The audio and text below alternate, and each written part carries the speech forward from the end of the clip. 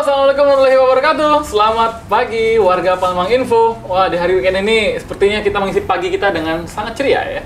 Melihat di program Cindo Cerita Inspirasi Wong Kito yang hari ini berada di episode ke-6.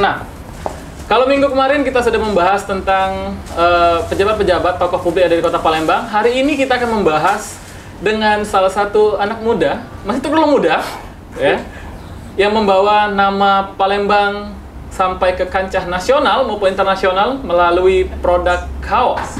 Mungkin teman-teman sudah pada kenal ya sama pemilik kaos Nyenyes. Kita sambut saja Kak Yoki Firmansyah. Assalamualaikum Kak, apa kabar? Waalaikumsalam warahmatullahi wabarakatuh. Alhamdulillah baik, Mas. Alhamdulillah. Oke, teman-teman, warga Palembang Info, seperti biasa, hari ini kita akan ngobrol tentang beragam bisnis perjalanan karir dari Kak Yoki. Kalau nanti ada yang ingin ditanyakan, silahkan tinggalkan pertanyaan kalian di kolom komentar, ya. Oke, Kak Yoki, Ya, apa kesibukan hari ini? biasa hari Sabtu biasa ngantor. Tadi olahraga sedikit Sempat ya. nge-gym tadi? Iya, Kalau nge-gym. ngintip dari Nggak nge-gym, hanya lari. Tiap pagi itu? Kalau di Sabtu lari saya weekend. Tapi kalau ke latihan beban ya menuju umur inilah ya. Menuju dewasa. Usia berapa Kak Yoki? Hampir almost 40 hampir. Ya? Masih tergolong muda kan? Alhamdulillah. Masih kalau pemuda, di bawah 40 masih pemuda. Berarti tahun depan sudah menuju ini? Iya, hampir. Hampir ya? Iya. Oke. Kak Yoki, kita tahu Kak Yoki ini merupakan owner dari kaos Nyenyes. Iya. Ya. Mungkin di kota luar ada brand-brand kaos yang udah ya nasional dan mendunia seperti kaos Nyenyes yang ada di Bali, di Jogja. Di Palembang punya kaos Nyenyes. Yang ingin saya tanyakan adalah bagaimana perjuangan awal karir Kak Yoki. Ya. Ini saya yakin ini bukan kali pertama Kak Yoki menjajal bisnis di Ya. Sangka Fashion nih pasti ya. Mungkin dari awal karir bagaimana Kak Yoki merintis kaos Nyenyes ini. Ya. Ya, sebelumnya saya ucapkan terima kasih ya atas kedatangan Mas Ade ya. Dwiki. Dwiki.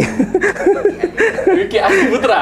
Dwiki Ade Putra dan tim Palembang Info ya ke Benteng Nyenyes Besak.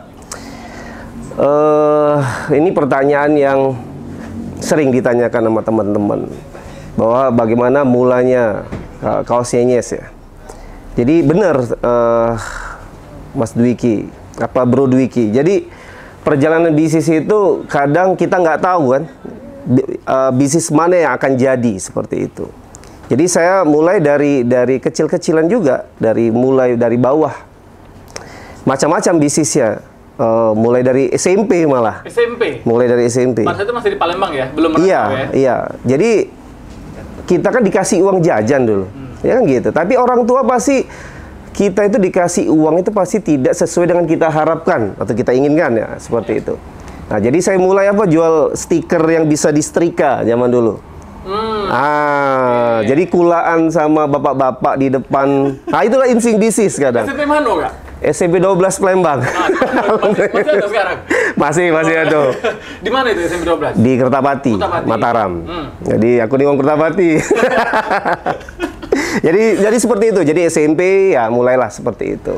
Nanti kita terus kotak duku ada orang buat kotak duku. Saya mau ikutan, tapi karena jauh ya, jadi kurang. Jadi pasar 16 tuh saya pernah jualan kantong kresek, kantong asoy. Nah, bahasa Palembang kantong asoy ya, seperti itu. Di pasar 16? Iya, seperti itu. Ada temen di sana. Jadi ada juga di daerah tempat saya tinggal itu banyak pedagang yang jualan buah.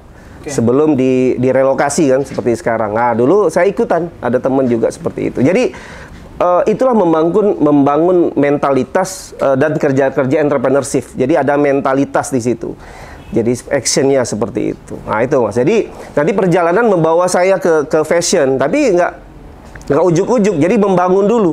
Terus nanti ketemu saya kan kuliah sekolah di luar dari SMA saya udah keluar. Nah itulah membuka cakrawala saya. Jadi open mind. Jadi seperti ini. Nah, nanti dream saya untuk jalan-jalan. Nah seperti nanti ketemu. Jadi pulang lagi ke Palembang, apa sih yang saya mau bikin terhadap kota ini? Nah, saya lihat dulu marketnya.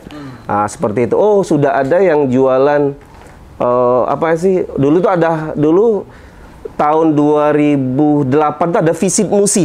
Oke. Nah itu turning point-nya di situ. Jadi saya lihat dulu market. Nah itu teman-teman. Jadi kita lihat marketnya dulu, apa sih yang mau kita bikin? Oh ternyata makanan nomor satu. Ketika orang luar datang pasti makanan. Nah nomor dua pasti fashion. Oke. Saya masuk di situ walaupun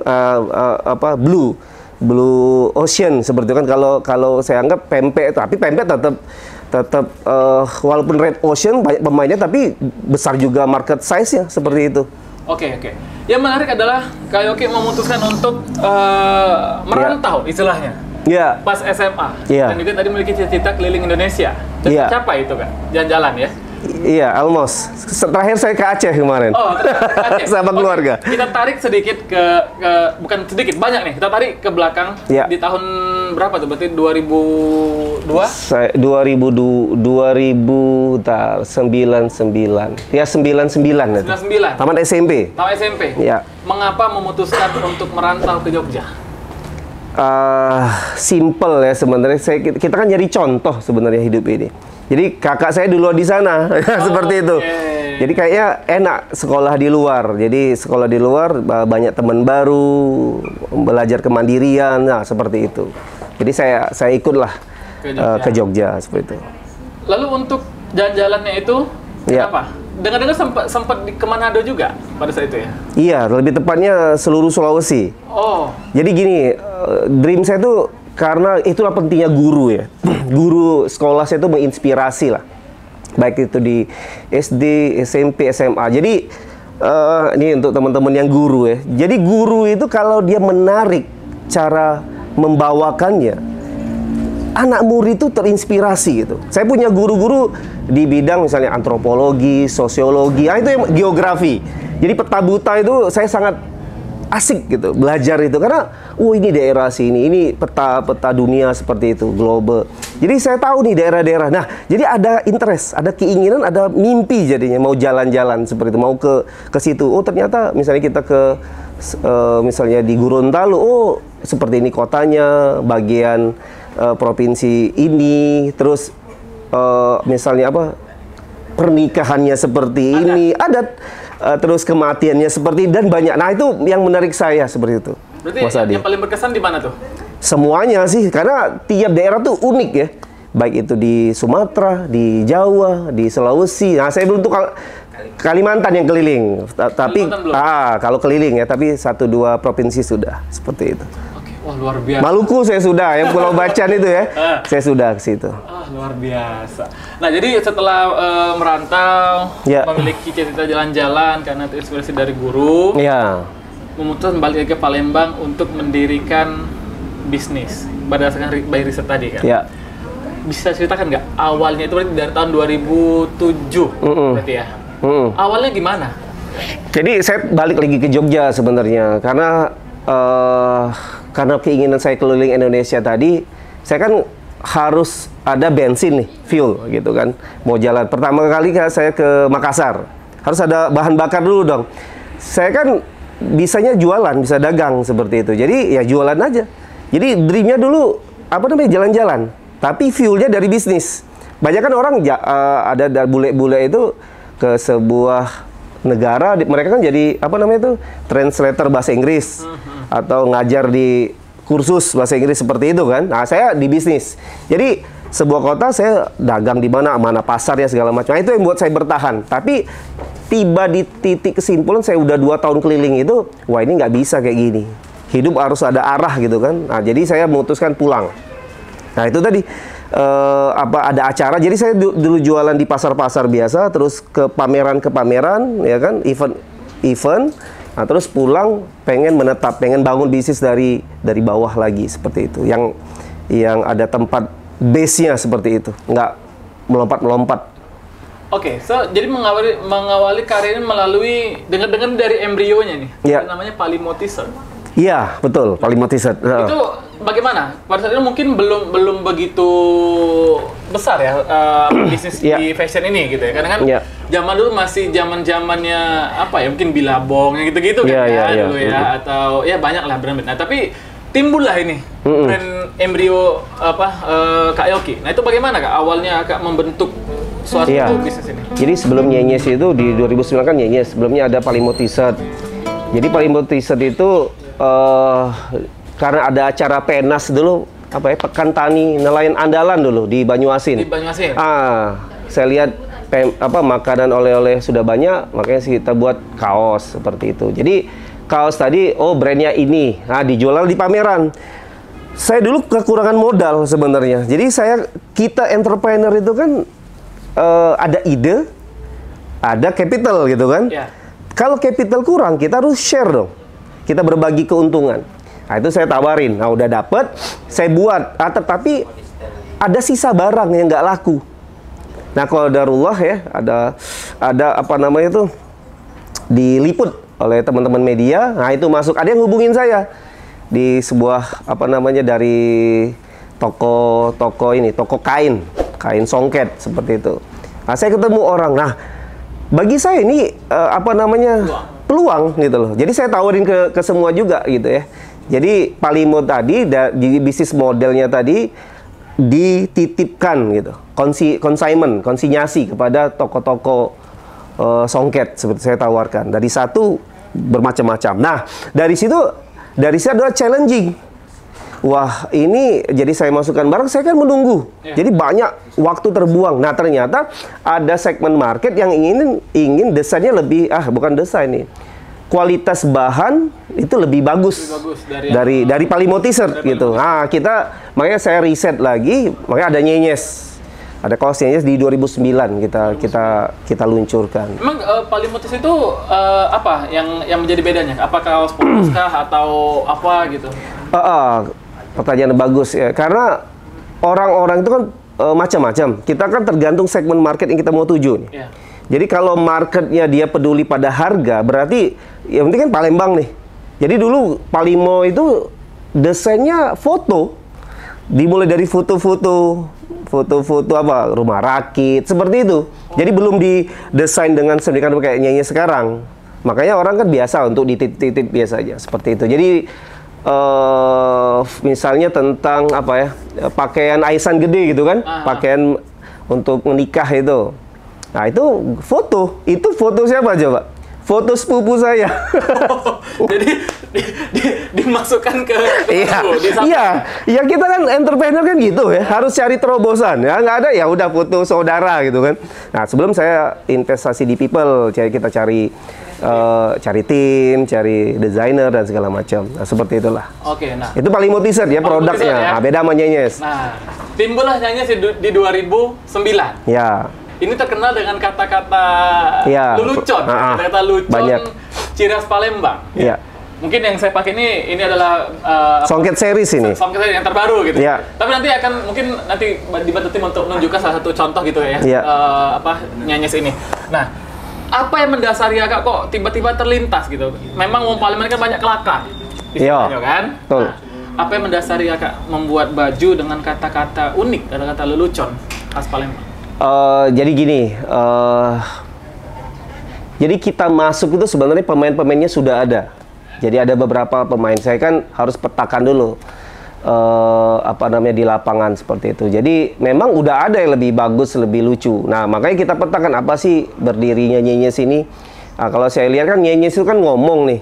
Jadi filosofinya kita bicara tentang Palembang ini, idiom, kota, kelakar, budaya, dan kebanggaan kita sebagai wong Palembang. Nah, jadi salah satunya kelakar-kelakar itu. Tapi kelakarnya nggak sembarang kelakar. Saya harus perkataan-perkataan yang kurang enak didengar saya erase, pasti saya pisahkan, saya ignore gitu kan, saya abaikan seperti itu. Jadi saya memilih yang benar-benar ada inspiringnya di situ. Jadi misalnya tap-tap Tanjung Atap, Sano dikit Tanjung Sano dikit Tanjung Batu ya, adek duduk mantap-mantap, kakak cari modal kawin dulu. Nah, seperti itu kan. Jadi ada filosofis, sebagai laki-laki kita harus bekerja gitu. Sebagai nantinya jadi kepala rumah tangga, sebagai ayah gitu kan. Jadi ada tanggung jawab di situ. Nah, si perempuan harus setia dulu dong. Menunggu. Nah, menunggu. Jadi nggak hanya sekedar joke. Jadi kadang kita nggak ada kata-kata yang bahasa Palembang tuh mencarut gitu kan. Kita buat desain juga. Karena kebanyakan orang ngomong mencarut itu kita buat desain stop mencarut. Gitu. Jadi macam-macam kita bikin. agar kita kesannya Palembang nih lebih baik seperti itu. Oke, sebelum dilanjutkan mungkin ada timnya Kak, boleh Kak tunjukkan bajunya satu Kak atau Boleh. Nah, Mas Rian, Bro Rian boleh. Bro Rian, Ya. yang berat bukan nahan rindu, tapi nahan kebuntu. Iya. Nah, yang ini terbaru. Nah, Iya, Palembang series. Songket series. Songket series. Ini Songket series pertama ini. Ini ya? Yang kedua nih sudah. Yang ini yang pertama. Oh, beda nih? Ya, Oh. nah inilah kadang kita tes the market dulu. Oh, ternyata ini ya apa? seneng orang dengan ini. Iya. Kan songket kan adalah apa namanya itu warisan leluhur. Yang ya wajar mahal gitu loh. Songket. Nah, tapi kita bikin bagaimana songket itu relevan dengan zaman sekarang.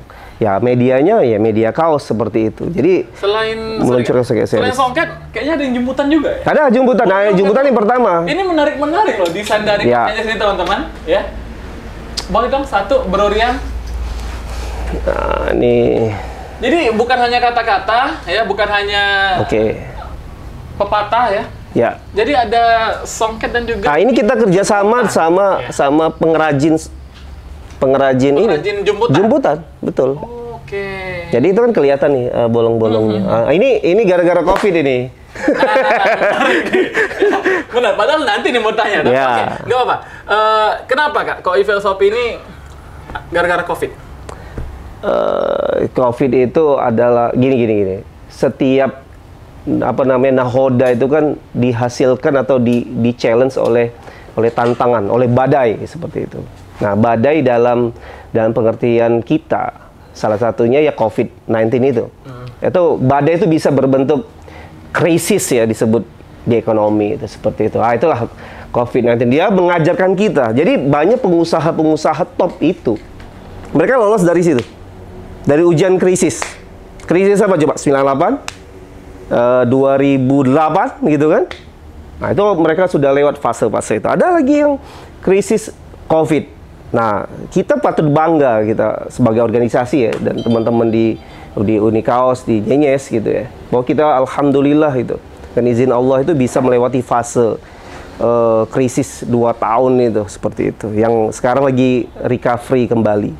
Jadi apa yang kakak perbuat atau breakthrough yang kakak buat selama COVID? Iya. Ini kan kurang lebih 3 tahun. Iya.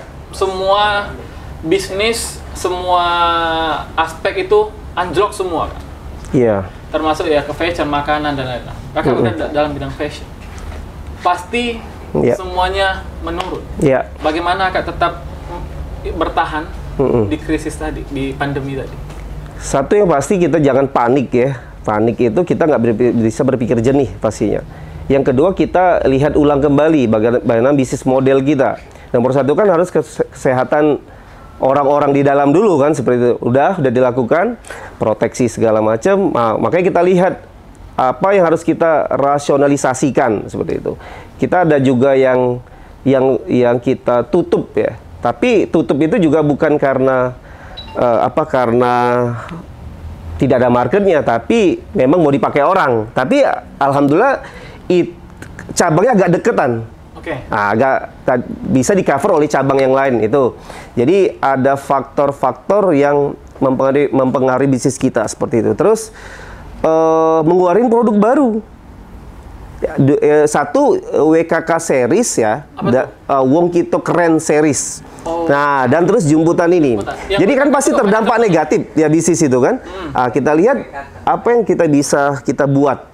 Nah, ternyata kita bisa kerjasama sama pengrajin yang juga terdampak. Nah, makanya kita buat jemputan ini.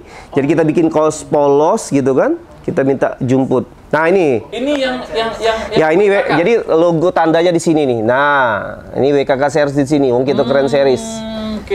Jadi ini menyasar memang orang lokal. Banyak kawan, banyak lokal. Ya, terkadang kita bisnis itu kan belum bisnis ini selesai, kita bangun bisnis baru. Nah, kalau kita lihat lagi. Kita lihat lagi, cek siapa yang beli produk kita. Ternyata ada orang lokal, ada luar Palembang. Ada luar Palembang, kita pilih lagi. Orang luar bukan orang Palembang atau bukan orang Sumsel, tapi orang luar ternyata domisili di luar tapi asli Palembang. Nah, ternyata kita bisa ngeluarin produk itu. Jadi kita sasar orang Palembang, entah mau tinggal di Palembang atau di luar, nah, seperti dengan Wong Kito Keren Series. Jadi kalau orang luar dominan pasti kan Ampera, Ya. pasti itu. Pempek, pasti itu. Pempek, ya seperti itulah. Tapi songket segala macam. Tapi orang Palembang pasti, orang Sumsel pasti suka yang kalimat-kalimat, kato-kato. Sama ini, banyak kawan, banyak loka. Banyak kawan, banyak loka, buntu, tekacip, dan lain-lain. Ya, Juga, ya. seperti itu. Nah, kata-kata ini atau apa ya? Desain. Desain. Ini apakah berasal dari Kak Yoki sendiri? Ada dari saya, ada juga dari teman-teman desain sebenarnya, seperti itu. Bagaimana menemukan kata-kata unik, Kak? Harus jadi banyak ratusan bahkan ribuan nih. Oke, harus jadi pemulung. Pemulung kata-kata gitu. Kayak buntu itu kan kadang-kadang teman-teman tuh lebih pinter, netizen tuh kadang lebih pinter untuk berceloteh, untuk berkelakar. Nah, kita menangkap itu, meng-capture itu dan menjadikannya desain seperti itu kadang-kadang. Oh. Iya. Berarti tetap konsisten dari 2009 sampai dengan sekarang ini dengan kata-kata ini. Iya. Karena kita kan di industri kreatif. Jadi produce ide-ide itu yang mahal sebenarnya dan membuatnya relate dengan market seperti ada kita bikin produk bagus tapi nggak di accept market, nggak diterima market kan, iya, nggak gitu terjual ya. juga, iya seperti itu. Lo tidak berhenti di baju. Iya. Kalau teman-teman main ke benteng ini, bentengnya yang sebesar di Demang. ini, iya. banyak aksesoris keren teman-teman. Ada topi ya, ada tanjak juga ya, ada iya. pouch, ada lanyard gitu ya, dan dengan kunci. Apalagi Kak, kalau aksesoris ini banyak Caknya ya? Banyak. Nah jadi itu baru-baru itu. Yang baru-baru. Boleh satu contoh dong? Iya, Bro Rian. Siko, ada tas. Yang ini aja Kak. Nggak usah tanjak, yang modern. Yang apa tuh? Pouch itu kayaknya boleh tuh. Siko. Oke. Cukup nih, ini aja. Kayaknya keren nih. Topi juga ada ya? Ada galau. Nah. Oke. Nah, ini produk baru nih untuk HP. Untuk handphone. Untuk handphone. Ini tas pouch kecil ya. Ya. Semuanya dengan desain songket. Iya. Palembang. Ya. Jadi cowok cewek. Jadi gini nih anak gaul kan netizen. Ya. Cewek. Nah, ini. Ini juga untuk tas lempang ya. Ini bahkan ya, kebutuhan untuk nyimpen duit ke pasar ini bisa juga ini ya. Untuk pulpen, untuk pena, atau charger dan lain teman-teman. Jadi lengkap punya sini tidak hanya baju, tetapi juga ada aksesoris yang keren-keren. Tentunya Palembang nian istilahnya ya. Palembang nian. Kak, kalau untuk ini range harga berapa? Ya coba dilihat berapa. Saya jangan lupa. Macam-macam karena udah banyak produk ya. Karena ini bahannya enak ya. Iya.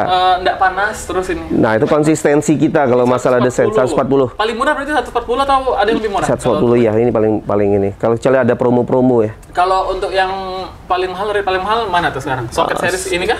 165. Kalau nggak dulu ada 30S. Ada 30S. Ini 165 ini. 165. Iya. Oh ya, aku lupa teman-teman. Bukan hanya ini, kalau teman-teman yang hobi motoran, iya. Ada juga jaket kayaknya. Ada jaket. Ada jaket, ada ini keren-keren jadi teman-teman. Iya.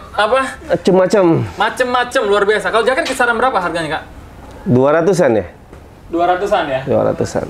295. Nah, lah murahnya fashionnya keren gitu ya? Iya. Desain-desainnya keren. Karena harus di Palembang. Di luar nggak ada kan? Iya. Jadi saat ini sudah berapa outlet Kak? 4? Ya, alhamdulillah sudah 4. 3 di luar, 3 di... Satunya di bandara intinya seperti itu. Satunya di bandara ya? 3-nya berarti di sini, di Demang, Arifai, di Sudirman, sama yang di bandara tadi, 4. Berarti itu bertahan dari 2009 sampai sekarang dengan kaosnya. Iya. Dengar-dengar ngeluarin brand baru nih? Iya. Nah, itu gara-gara COVID.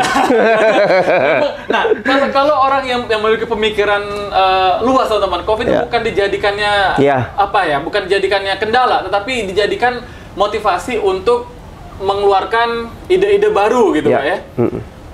Brand apa Kak? Namanya ini saya pakai, yang saya pakai nih. Muslim Mind. Bisa ceritakan nggak kenapa kok? Berarti ini beda project nih ya, ya dari yang nyanyi dengan kata-katanya. Lalu Muslim Mind ini apa nih ininya? Brandnya? Jadi gini, sebenarnya project fashion muslim ini udah saya lihat ya di 2015 sama teman-teman. Tapi masalahnya saya karena kita masih developnya ini dan terus kita merasa ada peluang lain di luar industri fashion ini.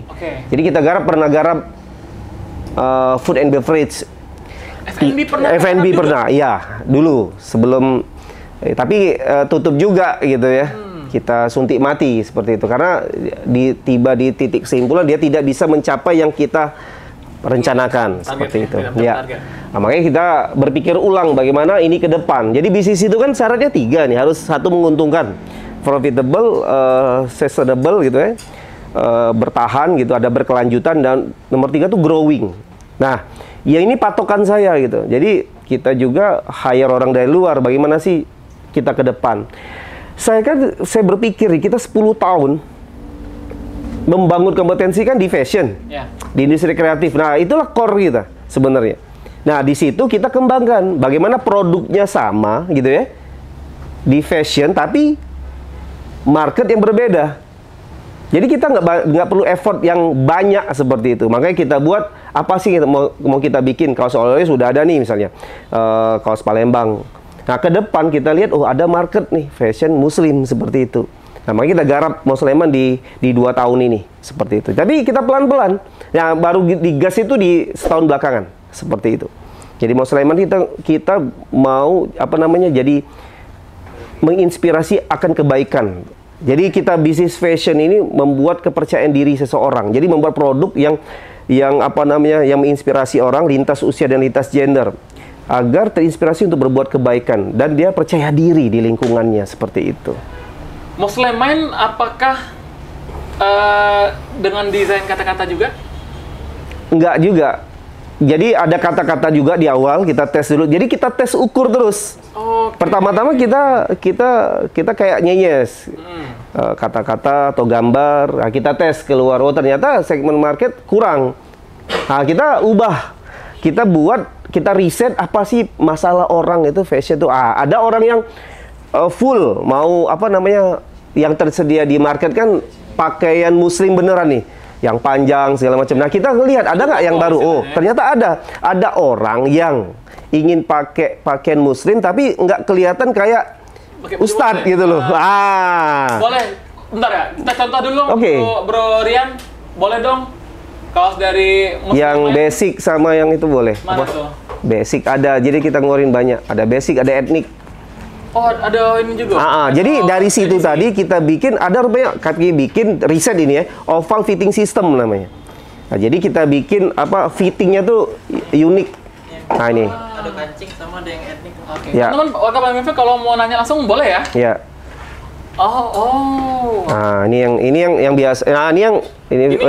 Ntar ada model satu dulu. Nah, ini regular. Nah, ini yang kita fokus pada sini ya dulu. Nah, ini fitting nih.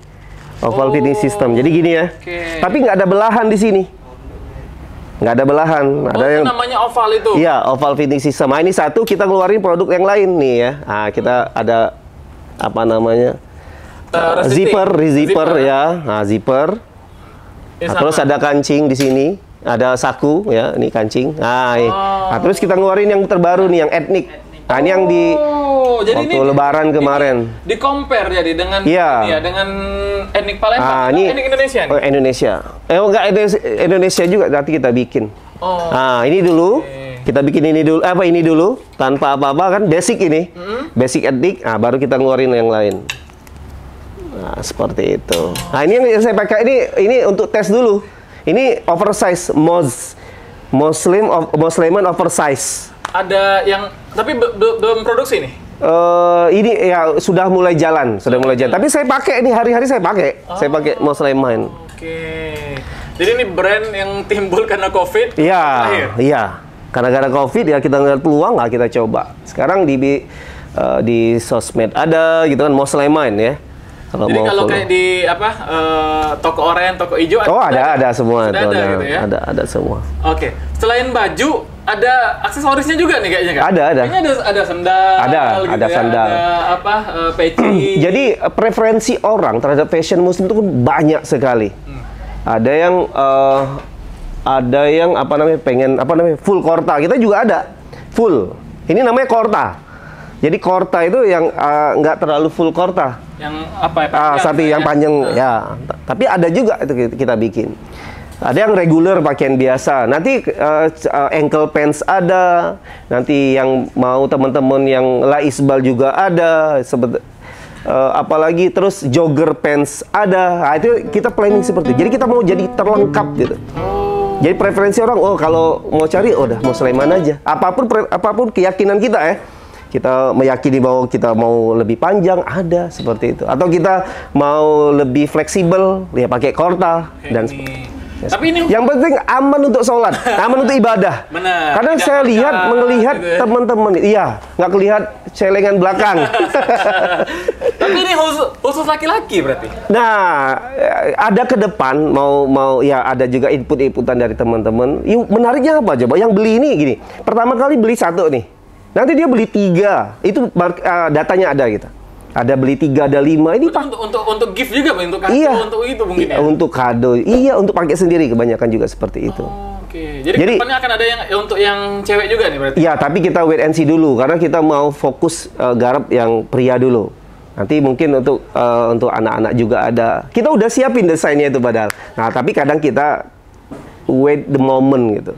Jadi momennya mungkin kurang pas. Kan kita mau bantu teman-teman yang pria dulu nih, agar dia mendapatkan fashion yang sesuai dengan preferensinya seperti itu. Iya, karena memang ini meningkat di tahun ya 1 tahun belakang gitu ya. Karena pas itu kan salah satu di Iya. Flyover Simpang Polda tuh Iya. kan ada brand ini kalau nggak salah. Iya, pernah. Chinese dan Musliman ini. Iya. Range harga berapa Kak? Apakah lebih mahal atau sama nih? Kalau ini ya tergantung ya, tergantung. Ya, yang basicnya 145 yang basic. 145 ini ya? 145. Yang basic, kalau yang basic ini 189 yang ini. 189. Iya. Kalau Tergantung. yang masyarakat paling suka dari untuk Musliman ini yang mana? Kalau ya ini menariknya di Mosleman ya, yang mungkin yang warna ngejreng aja. Kita keluarin warna kuning, ya, tapi bukan kuning ini karena kuning ada motif. Itu aja yang saya tahu. Yang paling laris itu yang itu. Yang saya tahu ya datanya. Tapi yang lain itu juga bagus penjualannya. Yang itu tuh, yang itu. Yang kiri. Yang brick white, warna brick white. Kiri ya? Yang kerennya itu? Broken white, sorry. Ah, itu tuh. Oh, boleh dong Nah, sini. ke awal di mana? Jadi kita ngeriset juga misalnya ukiran-ukiran gitu kan. Mungkin Baghdad, ada Ka'bah. Ini kan macam-macam. Black Ka'bah nama-namanya. Kita lihat. Itu ya. Nah, ini. Nah, ini yang off white atau broken white namanya. Ya? Iya. Karena kita bisa bermain di warna-warna gitu. Oh, jadi ini semua desain ini dari Kak Yoki mungkin berasal dari Enggak Kak Yoki? juga. Kita ada tim. Nah, inilah enaknya ketika kita fokus di bisnis itu. Jadi kita nggak cari-cari gitu, nggak mulai dari nol lagi. Kita mungkin startnya dari 5 mungkin untuk menuju ke 10. Timnya sekarang ada berapa? Yang ada di Nyanyi? Kurang lebih 40-an ya. Kurang lebih seperti itu. Kurang lebih. Ya semuanya. Bagaimana kamu manage tim ini? Nah, itulah ujung-ujungnya how you develop your team tadi, your people. Nah, itulah ujungnya bisnis. Saya juga masih belajar jujur ya, karena yang paling menantang itu adalah membangun tim sebenarnya. Karena saya bilang tadi, bisnis harus menguntungkan, berkelanjutan dan growing. Nah, kita fokus pada kalau mau profit ya harus berkelanjutan, harus ada suksesi kan, namanya organisasi. Nah, kayak Coca-Cola itu sudah 130 tahun. Nah, Anda bayangkan orang pertama masih ada nggak? Kan udah nggak ada mungkin. Tapi dia tetap berlanjut. Nah, inilah kadang kegagalan kita di bisnis. Kebanyakan pebisnis itu berharap diwariskan ke generasi selanjutnya. Pada dasarnya belum tentu. Makanya saya bilang dream anak itu belum tentu juga sama dengan ayahnya. Jadi kalau mungkin mimpi dia kemana? Seperti bapak saya juga bisnis, tapi bisnis di kayu gitu loh. Saya nggak cocok di situ, nggak cocok. Jadi bukan nggak cocok ya, karena saya lihat saya punya planning yang lain seperti itu. Tapi jangan dibayangkan kayu itu kayu kayak siapa? Konglomerat, bukan. Kayu biasa. Jualan kayu ya, depot kayu seperti itu. Biasa aja. Tapi karena saya terbiasa bantu, jadi tahu kan ngitung segala macam. Nah, itu tuh. Berarti diwariskan oleh orang tua itu bukan bisnisnya, Iya. tapi ilmunya. Iya, ilmu. Apapun profesinya gitu. Tapi ujung-ujungnya kan kita juga bisa jadi pemilik usaha apapun itu. Dengan melek bisnis atau melek investasi. Nanti ke situ ujung-ujungnya. Nah, kalau kita di pelaku usaha berharap memang bisnis ini bisa sustainable. Nah, butuh orang-orang yang capable. Nah, orang butuh capable yang dia punya mindset apa yang kita kembangkan seperti itu. Nah, itulah mengembangkan orang itu yang paling menantang sebenarnya. Susah ya. Nah, ujung-ujungnya bisnis itu kan bisnis people, bisnis orang. Dan bagaimana perusahaan kita menarik buat talent terbaik itu masuk. Kalau nggak perusahaan kita menguntungkan kan? Ya. Dan juga menarik buat dia untuk berkarir di situ. Oh, oke. Berarti itulah jadi cerita tentang keterpurukan bisnisnya berarti pada zaman Covid berarti ya Kak ya? Iya. Selain menantang sekali itu. menantang ya, 3 tahun ya? Iya. Pasti kan nurun semua. Jadi Iya. membuatlah baju-baju atau brand-brand baru untuk meningkatkan atau bertahan pada masa pandemi gitu. Betul, ya. Mas. Luar biasa nih. Inilah contoh wirausaha yang luar biasa teman-teman ya. Gimana Amin, ada yang mau bertanya nggak? Sudah ada? Belum, ada ini Juju. Apa tuh? Lagi pakai songket set ini, jemputan series. Oh, ada kok Kak Juju. Oh, Juju. Baru bawa nama Palembang ini nih. Wah, iya, selamat Kak pada Juju. Ya. Keren, Ju. Kak Juju ini support kita juga itu. Mengenalkan jemputan series dan produk-produk lainnya. Terima kasih Kak Juju. Langsung ke sini agak diskon dari Kak Yoki. Pempek apa Taiwan Kak? Pempek. Tapi aku lagi seneng model sekarang. Kalau udah ngomong model tadi. Taiwan apa model? Model. Iya. Michelor apa kapal selam? Kapal selam. Kapal selam. Apa lagi nih? Ampera apa BKB? Ampera. Apa lagi ya? Apa lagi? Ulu Ilir. Sarung. Besak di ulu, gitu kan? Bisa di ilir. Ayo. Mentanya itu Kak? Ya, sekarang lagi di ilir. Nyenyes apa Muslim main? Nyenyes itu adalah pondasi. Musliman itu future bagi saya. Nah, jadi seperti pilihannya? Itu. Musliman. Iya. Pertanyaan terakhir Kak. Musik atau basket? Basket. Kan itu dengar cita-cita kecil. Dapat cerita. Cita-cita kecil kayak jadi pembasket, benar? Nah, itulah proses mencoba tadi, mencari. Jadi kita kan nyari-nyari yang mana gitu untuk masa depan. Aku pernah memang kursus di SMA, mencoba skill. Ya dapat kita skill ya, tapi untuk sustainable tadi, apakah bisa berkelanjutan? Ternyata enggak. Tapi sekedar hobi mungkin bisa, tapi untuk kita ke depan mungkin enggak. Jadi belajar tuh apapun nanti kita cari, sama seperti bisnis, kita cari kehidupan, kita coba mumpung muda ya. Saya dulu muda tuh saya coba semua. Basket, terus basket itu saya mau cari klub, mau jadi profesional gagal, pemusik gagal. Nah, ujung-ujungnya saya kembali lagi ya ke lingkungan saya, usaha seperti itu. Oke. Jadi tangan untuk mencoba. Oke, jadi cita-cita menjadi basket tidak tercapai. Ya, di waktu di Jogja itu ya. Ya, musisi nak kuliah di ISI juga belum jalannya, ya. Jadi padahal kami lah bawa gitar ya. Ya, ayo. Lagi tahu kawan aku. Tapi itu luar biasa, Kak Yoki ya. bisa sukses membangun Palembang di kaos Nyenyes. Iya. Kak Yoki terakhir, mungkin ada pesan Kak untuk generasi milenial dan juga ya untuk bisa bantu anak muda kita. Iya. Kira-kira apa pesan Kak Yoki untuk kawan-kawan warga Palembang Info, Kak? Oke, siap. Oke, teman-teman ya, banyak orang itu bilang tuh bisnis tuh mudah. Memang mudah pada awalnya untuk kita buka bisnis. Tapi pada dasarnya kita butuh namanya start small. Tapi bermimpilah yang besar, karena startnya itu kalau kita mulai dari kecil punya mimpi besar. Saya banyak menemukan contoh-contoh seperti itu. Mungkin kita temukan semua. Nah, tapi dalam perjalanannya itu, ujian-ujian itu kita kuat nggak? Nah, itulah mindset terus mengimani, meyakini bahwa kita mampu tadi, dan terus keep learning gitu, belajar terus menerus. Nah, tanpa itu kita akan terombang-ambing, tanpa punya keyakinan dan ilmu yang mumpuni. Nah, makanya belajar itu terus dan terus menjalani. Nah, terus keep humble gitu, tetap membumi. Karena kita jangan menjadi orang yang berbeda ketika kita sudah mencapai apa yang kita impikan. Kita tetap gabung, tetap kawan lama kita ingat, kawan baru kita bertambah. Nah, itu.